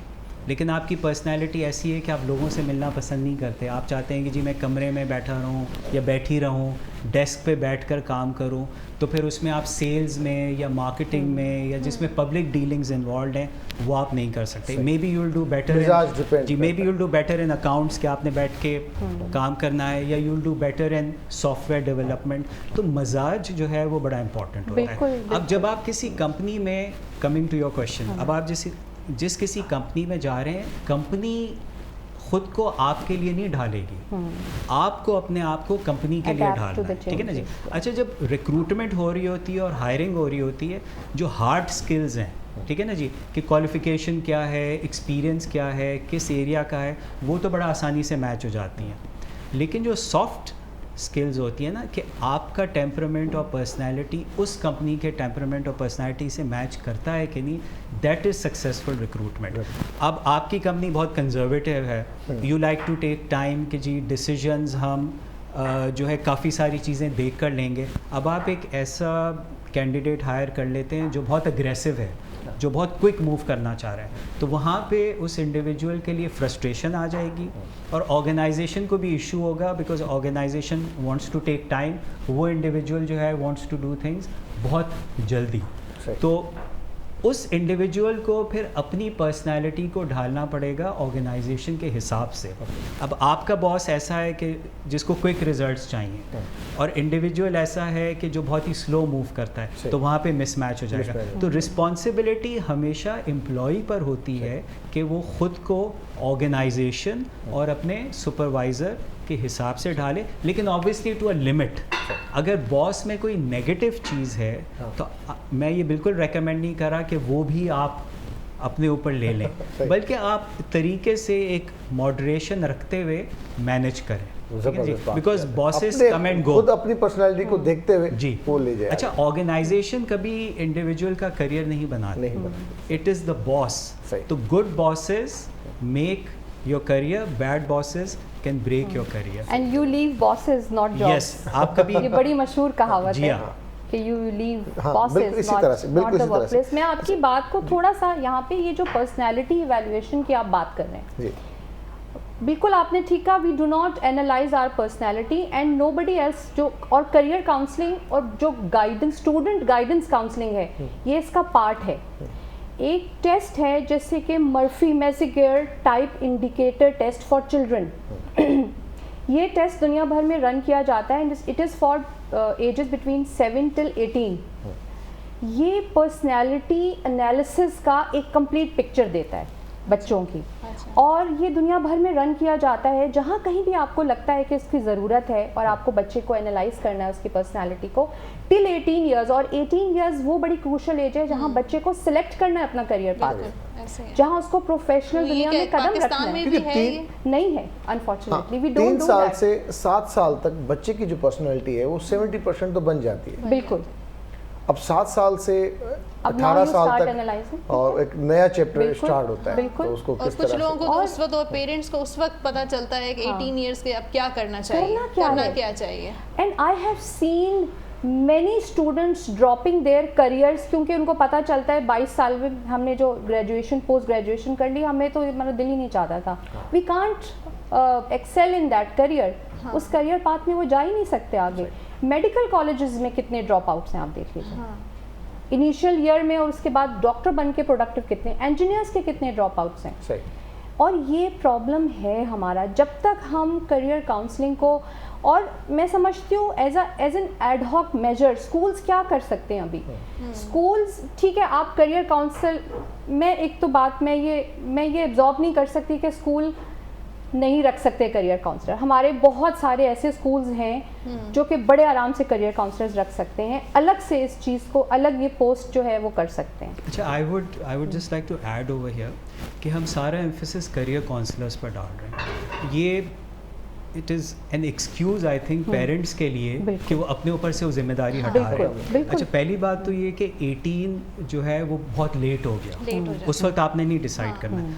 आपने पहले डिसाइड करना है वेदर आपने कॉमर्स या बिजनेस फील्ड फॉलो करनी है या आपने साइंस लेना है. ठीक है, अब जब आप साइंस की बात करते हैं तो टिपिकली लोग मेडिसिन या इंजीनियरिंग का सोचते हैं. साइंस जो है वो बजाते खुद इतनी वास्ट फील्ड है. अच्छा, और ये नहीं है कि हमारे यहाँ अपॉर्चुनिटीज अवेलेबल नहीं है. सोशल साइंस है वो भी पहले तो जैसे इंजीनियरिंग, मेडिकल और एक टिपिकल कुछ डिपार्ट फील्ड्स होती थी, लेकिन अब क्या क्या आईटी भी है. अच्छा, आप अगर इंजीनियरिंग ही ले लें, जैसा मैं आपको ऑयल एंड गैस सेक्टर की एग्जांपल ले रहा था, अगर हम डिग्रीज ही देख लें, आप मैकेनिकल इंजीनियरिंग कर सकते हैं, आप इलेक्ट्रिकल इंजीनियरिंग कर सकते हैं, आप केमिकल इंजीनियरिंग कर सकते हैं, आप कंप्यूटर इंजीनियरिंग कर सकते हैं. ओवर 1200 फील्ड्स हैं. इंजीनियरिंग में ही आपको 10 टाइप्स मिल जाएंगे. अच्छा, अब आप एरोनॉटिकल इंजीनियरिंग ले लें. पहले तो हमारे पास चले लिमिटेड एयरलाइंस होती थी, अब हमारे पास एयरलाइंस के भी बहुत सारे ऑप्शंस अवेलेबल हैं. अब गोइंग फॉरवर्ड जैसा ये पेंडेमिक की सिचुएशन क्लियर होगी, चूँकि लोगों के अंदर इतनी अब थर्स्ट डेवलप होगी ट्रैवल करने की, तो उतना ट्रैवल का बिजनेस ग्रो करेगा. तो ये हमें ये नहीं देखना है कि अभी क्या सिचुएशन है, हमें तो ये देखना चाहिए कि 4 साल बाद 6 साल बाद क्या होगा. और जब ये बच्चे प्रोफेशनल लाइफ में जाएंगे तब कौन सी उस वक्त क्या चीज़ें डिमांड होगी. अच्छा, हम आर्टिफिशियल इंटेलिजेंस की बहुत बात करते हैं, लेकिन आर्टिफिशियल इंटेलिजेंस को रन या मैनेज करने के लिए भी तो लोग चाहिए ना. अच्छा, आर्टिफिशियल इंटेलिजेंस के साथ ही एक रिलेटेड फील्ड है डेटा एनालिटिक्स की. ठीक है ना, क्योंकि आपके पास इतना डेटा हर तरफ से आ रहा है, उसको किसी ने एनालाइज भी करना है. अब आप अगर फॉर एग्जांपल किसी भी सोशल मीडिया की वो ले लें तो उनके लिए बहुत डेटा है कि जी लोग किस एज ग्रुप के किस वक्त साइन ऑन कर रहे हैं, वो उस पर क्या देख रहे हैं. अब उसके लिए आपको आर्टिफिशियल इंटेलिजेंस की ज़रूरत है, लेकिन उस डेटा पे डिसीजंस लेने के लिए आपको still you require human beings. Exactly, again so many fields. तो human beings will still be in demand to manage all those. ये सारा आईटी से रिलेटेड, ये सारा आईटी से रिलेटेड है. अच्छा, आईटी की फील्ड ही अगर आप ले लें तो आईटी इज नॉट जस्ट, ये नहीं है कि आपने सॉफ्टवेयर डेवलप किया और आपने हार्डवेयर बेच दिया. ठीक है ना जी, IT सिक्योरिटी जो है वो एक बहुत बड़ी अपकमिंग फील्ड है. उसकी क्या वजह है? बिकॉज जब लॉकडाउन हुआ सबका रिलायंस चला गया इंटरनेट पर. ठीक है, आप इंटरनेट बैंकिंग कर रहे हैं, आप इंटरनेट शॉपिंग कर रहे हैं, आप रेस्टोरेंट से होम डिलीवरी के लिए ऑर्डर कर रहे हैं.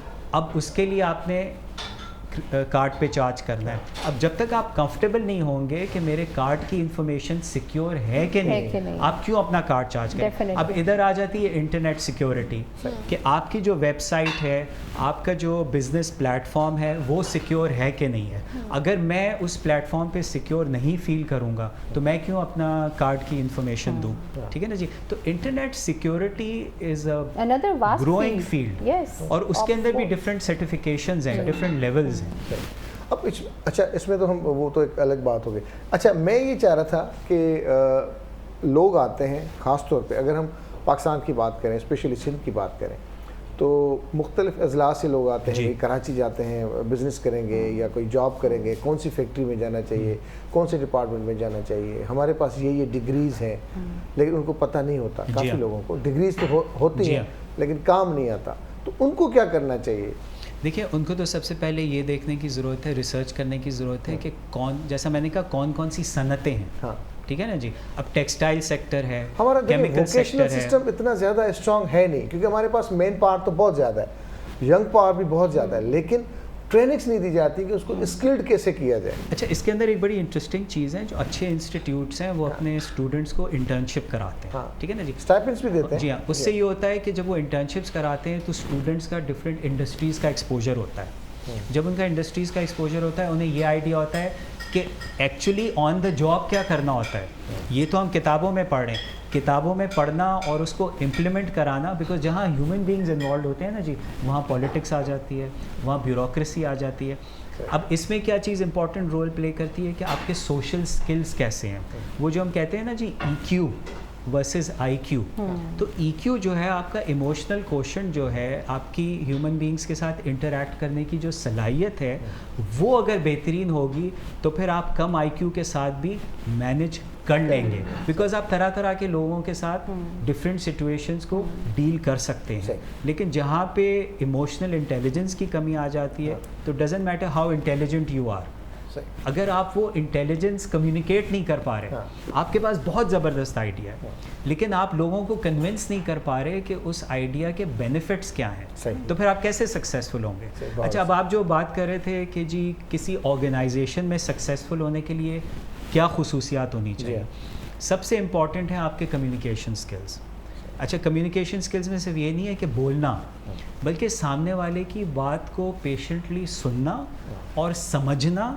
अच्छा, हमारे यहाँ क्या होता है, ज़्यादातर लोग सुन नहीं रहे होते, वो बस ये सोच रहे होते हैं कि मुझे बोलना क्या है, how to answer. Absolutely right. अच्छा, तो communication skill more than speaking, listening is important. ठीक है ना जी. अच्छा, फिर फ्लेक्सिबिलिटी. अगर आप स्टबन हैं कि नहीं मैंने तो इसी तरह करना है या मैंने तो इसी एनवायरनमेंट में काम करना है, आप कभी सक्सेसफुल नहीं हो सकते. देखिए, सेल्स की जॉब में क्या होता है, सेल्स की जॉब में अगर आप कंज्यूमर गुड्स की सेलिंग में है. अच्छा, सेल्स की जॉब भी हम बड़ी, वो हमारे जहन में एक टिपिकल इंप्रेशन बना होता है. सेल्स की जॉब में भी बहुत सारी फील्ड्स हैं. आप टेक्निकल सेलिंग कर सकते हैं, आप कंज्यूमर गुड्स सेलिंग कर सकते हैं, आप हेवी मशीनरी सेल कर सकते हैं. सबसे अच्छी सैलरीज मार्केटिंग में होती है, सेल्स एंड मार्केटिंग में होती है. अच्छा, किसी बर्डन होता है लेकिन वो डाइवर्ट कैसे किया जाए वो अलग बात है. अच्छा, किसी भी जॉब में सक्सेसफुल होने के लिए आपने सेल तो करना ही है. ठीक है ना जी. आपने अपनी स्किल सेल करनी है, आपने जो भी आप कम्युनिकेट करना चाह रहे हैं, आप जब कम्युनिकेट करके सामने वाले को कन्विंस कर रहे हैं, वो भी आप सेलिंग ही कर रहे हैं. तो बगैर सेलिंग के आप जब इंटरव्यू के लिए जाते हैं, what are you doing, you are selling your skill set. ठीक है ना जी. एक तो पहले हर इंसान को अपने स्किल सेट के बारे में पता होना चाहिए.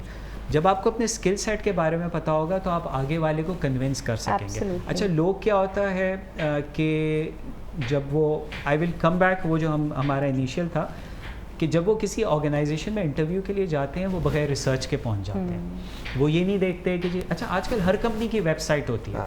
मैं लोगों से कहता हूँ, बल्कि मैं अपने बच्चों से कहता हूँ, यार आप लोग फ़ोन यूज़ करते हो, ये आपके हाथ में इतना स्ट्रॉन्ग डिवाइस है कि آپ کے پاس پوری دنیا کی آپ جس چیز پہ چاہیں from astronomy to the depths of ocean آپ کے پاس انفارمیشن آپ کمپنی کی ویب سائٹ وزٹ کریں, آپ دیکھیں جی پرائیویٹ لمیٹڈ کمپنی ہے, پبلک لسٹڈ کمپنی ہے, اس کے بورڈ آف ڈائریکٹرز میں کون لوگ ہیں, اس کا کور بزنس کیا ہے, وہ کتنے عرصے سے ہے. اکثر ہوتا ہے آپ جب پوچھتے ہیں کینڈیڈیٹ سے کہ جی آپ کو ہماری آرگنائزیشن کے بارے میں کیا پتہ ہے, تو بس وہ جب اندر آتے ہیں وہ بورڈ وغیرہ دیکھ لیتے ہیں. وہ دیٹ از ناٹ, جب آپ اسے بتائیں گے کہ جی میں اتنی ریسرچ کر کے آیا ہوں, نالج ہونا بہت ضروری ہے. تو آپ کیا کمیونیکیٹ کر رہے ہیں کہ جی میں اس جاب کے بارے میں سیریس ہوں, میں ڈیٹیل اورینٹڈ ہوں, میں اپنا ہوم ورک کرنا جانتی ہوں, انٹرسٹ ہے جی انٹرسٹ شو کرنا, اور میرا انٹرسٹ ہے تبھی میں نے ٹائم لگایا ہے. اگر آپ بس ویسے ہی آئے بائیں شاید پہنچ گئے تو اس کا مطلب آپ کا انٹرسٹ ہی نہیں ہے.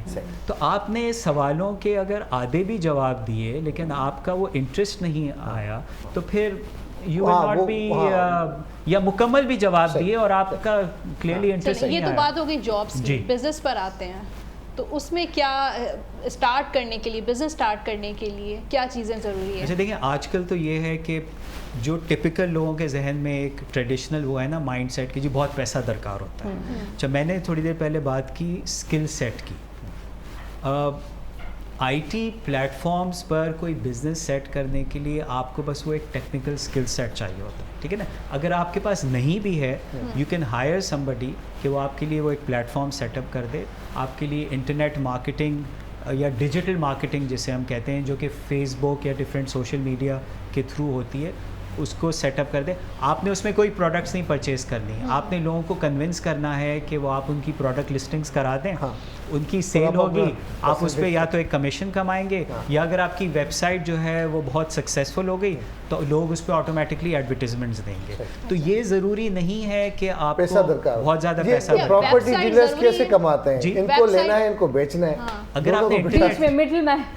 آپ نے انٹرنیٹ بیس بزنس کرنا ہے تو اس کے لیے ویب سائٹ از امپورٹنٹ, لیکن آپ اگر فیس بک پر یا کسی بھی سوشل میڈیا پر بھی سیٹ اپ کر دیتے ہیں تو وہ بھی ایک اچھا جیسے کہ میں اپنی بات کر رہی ہوں کہ میرا فیس بک کا پیج بھی ہے, انسٹا بھی ہے, سب کچھ ہے, لیکن میں نے ویب سائٹ نہیں. کچھ لوگوں نے مجھے کہا کہ آپ ویب سائٹ بنائیں تاکہ آپ گوگل پہ جو ہے آپ کا جو نام جو ہے وہ اوپر جانا چاہیے. اچھا میں آپ کو ایک پروفیشنلز کے لیے ویب سائٹ ہے لنکڈن, ٹھیک ہے نا. اس پہ جو بھی پروفیشنلز ہوتے ہیں وہ اپنی کوالیفیکیشن, ایکسپیرینس, کی achievements, short profile of you اور ریکمنڈیشنز بھی لسٹ کرتے ہیں. اب وہ سمجھیں کہ وہ ایک انڈیویجول کی ویب سائٹ ہو گئی. اچھا ہاں, بیکاز وہ اس سے پروجیکٹ کر رہی ہیں یا کر رہے ہیں کہ جی میرا کیا اسکل سیٹ ہے اور میں آپ کو کیا بینیفٹ دے سکتی ہوں, ٹھیک ہے. اب اس پر لوگ آرٹیکلز بھی لکھتے ہیں, اس میں جیسے مارکیٹنگ کی طرح ہی ہو گیا لنکڈن جو ہے, you are basically marketing yourself, ٹھیک ہے نا جی.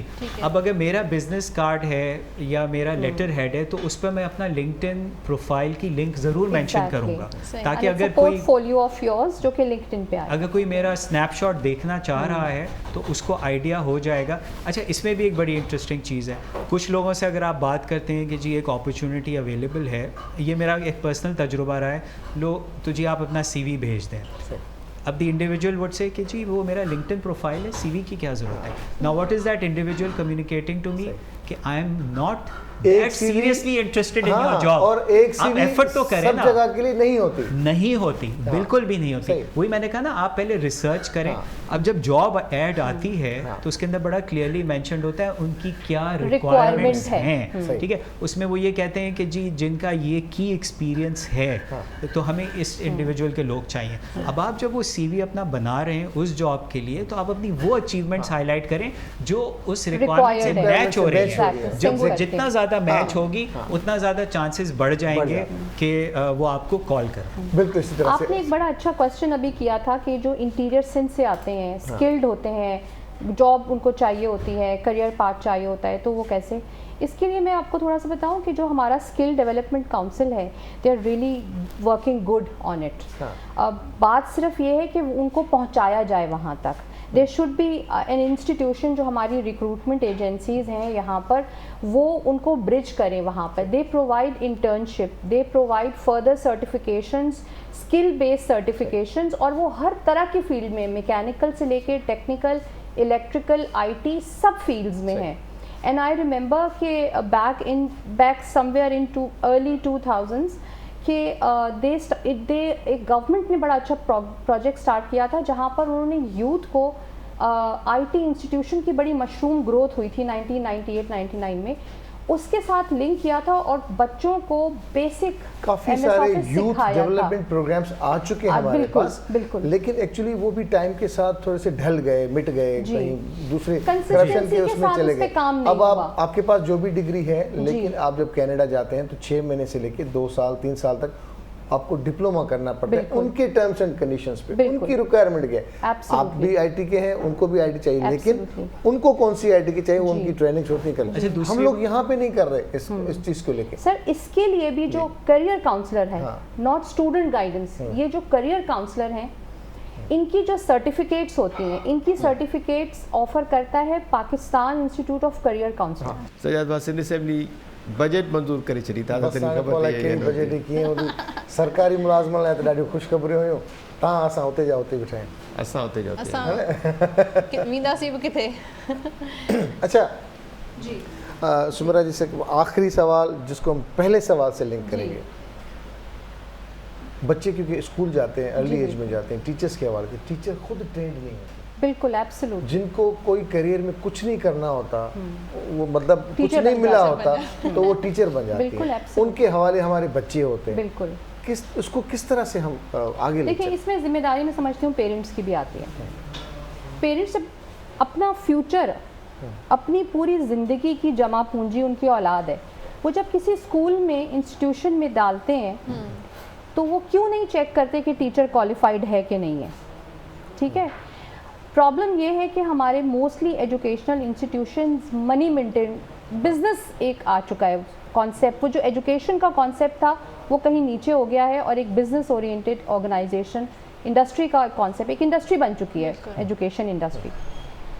अब अगर वो आप जब तक आप टीचर्स को, आप पेरेंट्स टीचर्स को नहीं चेक करेंगे कि आया कि ये टीचर ट्रेंड है कि नहीं है, जब तक ये प्रेशर पेरेंट्स की तरफ से नहीं आएगा, वो अपने प्रॉपर सर्टिफाइड टीचर्स नहीं रखेंगे. प्रॉब्लम ये है अर्ली ईयर्स को स्कूल्स में भी लोएस्ट सैलरी पे टीचर्स हायर हो जाते हैं. यंग लड़की चाहिए, बच्चे संभाल ले, बच्चे संभालने वाली नहीं चाहिए, उनको डे केयर नहीं चाहिए. They need a proper certified teacher जो कि साइकोलॉजिकल बिहेवियर, आप यकीन करें जितने भी सर्टिफाइड ये जो कोर्सेज होते हैं गाइडेंस काउंसलिंग के, ये आपके मास्टर्स डिग्री के बाद जो कि आपने मोस्ट प्रॉबली साइकोलॉजी में की हो, उसके बाद आप डिप्लोमा और सर्टिफिकेट कोर्सेज करियर काउंसलिंग के करते हैं. तो ये जो basic even early years childhood education में भी जितनी डिटेल से बच्चों की साइकोलॉजी पढ़ाई जाती है, उनके असेसमेंट पैरामीटर्स पढ़ाए जाते हैं, वो कहीं और नहीं पढ़ाए जाते.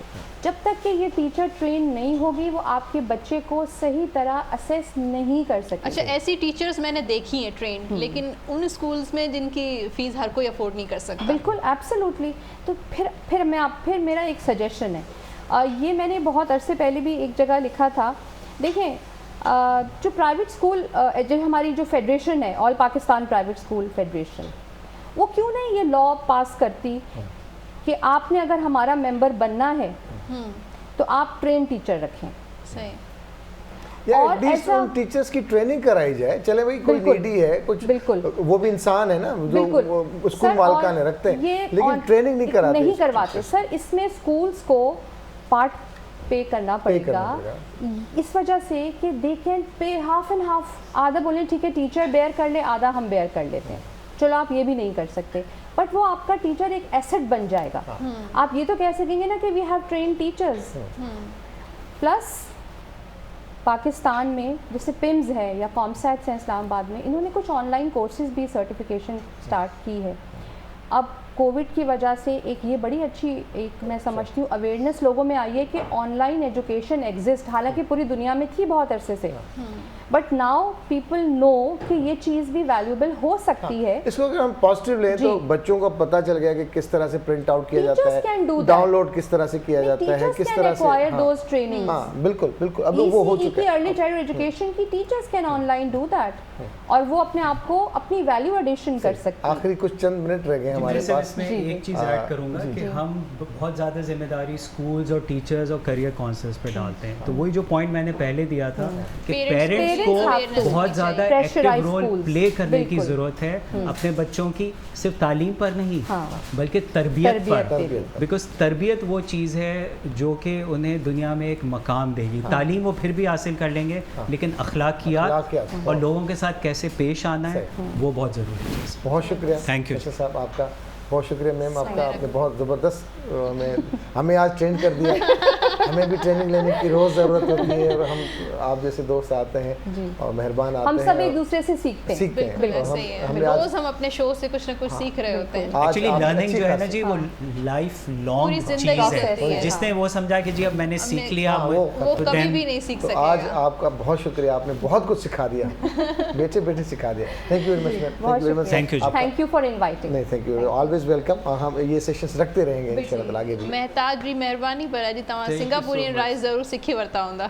बिल्कुल यकीनन, मां हेॾा बि घणो कुझु सिखियो आहे। है न, तव्हां जॾहिं बि ईंदा त असां वटि कोशिशि इहा ई हूंदी आहे असां पंहिंजे घर भातियुनि खे, ॾिसण वारनि खे त इंफॉर्मेटिव प्रोग्राम अचे, ताकी अॻियां खणी हलूं, को हिकिड़ो माण्हू बि हुन ते अमल करे त शायदि असां पंहिंजो फ़र्ज़ु अदा करे छॾियो, ईअं ई आहे। बिल्कुलु, ऐं लिसनिंग जी जेका ॻाल्हि कई न, हा, त मां हिते रही करे बि अञा वधीक वरी हिकिड़ो सुठो लिसनर बि साबित थियो आहियां। मतिलबु तव्हांखे वरी ॿुधणु उहो तव्हांजी मजबूरी बि आहे। पेशेंस अची विया आहे, पेशेंस सां तव्हां ॿुधो था, उहा मजबूरी में बि शामिल आहे ऐं शौक़ में बि शामिल थी वई आहे हाणे, ऐं वरी रेसिपी बि सिखो था। ॿई शयूं गॾु गॾु। हा, जीअं असां चुप थी वेंदा आहियूं, तव्हां वटि ब्रेकिंग न्यूज़ ईंदी आहे त असां अपडेटेड हूंदा आहियूं, केरु असांजा माण्हू ॻाल्हि कंदो असां चवंदा तव्हांखे ख़बर ई न आहे फलाणे हंधि हीअ थियो। अच्छा, इहो त ॿुधायो कि अॼु जी रेसिपी में सिंगापुरियन राइस में 2 शयूं ऐड कयूं आहिनि अॼु नसीब, ॿुधायो कहिड़ियूं आहिनि? हिकिड़ी त पाइनएप्पल ऐड थियो आहे, हा, ऐं उन खां अलावा मायोनीज़ ऐड थियो आहे, यकीनन। Mayonnaise, noodles. पर अॼु तव्हां चांवर ऐं नूडल्स ॿई खाईंदा गॾु? हा, इन सिंगापुरियन राइस में वरी ईअं त ॼण हिकिड़ी शइ में सॼो कुझु। तव्हां इहो फोटो कढी, जीअं कोविड जी वैक्सीन जेसीं ताईं असरु न कंदी आहे, जेसीं फेसबुक ते फोटो न अचे, तीअं तव्हां इहो फोटो कढी ऐं पोइ तव्हां अप्लाई कंदो वीज़ा जे लाइ, तव्हांखे फौरन वीज़ा मिली वेंदो सिंगापुर में। ॾाढो सुठो रहंदो इनशाला, तव्हांखे सिंगापुर में ॾिसंदासीं। सिंगापुर में ॾेढर बि ॾाढा ज़बरदस्त मिलंदा, तव्हां प्रोग्राम जे आगाज़ में ॿुधंदो ॾेढर यादि पिया अचनि सिंगापुर जा। Thank you very much. अदी नसीम तयारु थी वियो? बस असां बि तयार आहियूं खाइण लाइ। अॼु कॾहिं असां चाइनीज़ खाईंदा आहियूं, कॾहिं कुझु खाईंदा आहियूं, माण्हू चवंदा तव्हां अॼु सिंगापुरियन जो ख़ैरु न आहे। सुठो आहे न, जी दोस्तों, वीकेंड शुरू थी वियो आहे ऐं सजाद केॾा ख़ुशि आहिनि। 2 ॾींहं मोकल आहे, छंछरु आछर जी मोकल। इंशाल्लाह मंडे ते वरी मिलंदासीं सेम टाइम ते। पंहिंजो इलाही सारो ख़्यालु रखिजो। Happy weekend. अल्लाह हाफ़िज़। अल्लाह हाफ़िज़।